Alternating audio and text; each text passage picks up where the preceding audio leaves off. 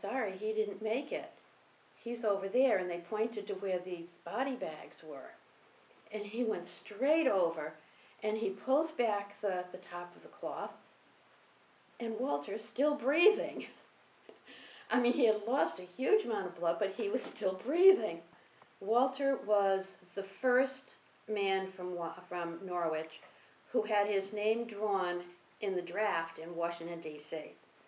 So he was the first name drawn, the first one to get accepted after having his physical, the first one sent overseas, and the first one wounded overseas. He saw the worst really fast.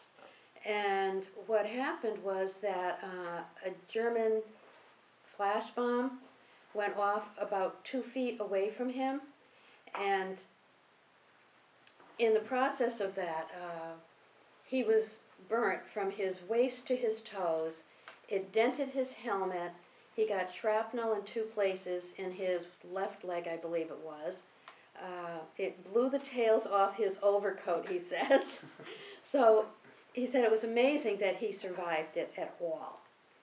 But there were other men from Norwich who were in his troop.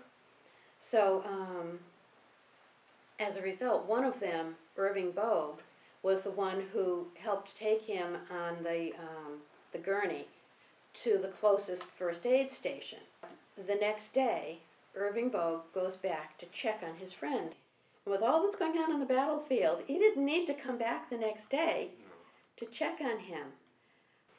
So they rushed him to another actual hospital unit. There was a picture of him in the hospital, and he is the center person in the doorway there. And Walter was my grandfather, James Moran's oldest brother. After my grandfather passed away, and we were going through things, this little scrapbook was in one of his drawers. And I'm starting to go through it, and I said, oh my gosh, this was his oldest brother, Walter. So from this I found out that, he'd been in the war. Then I started asking questions of my dad, who remembered a lot of the things.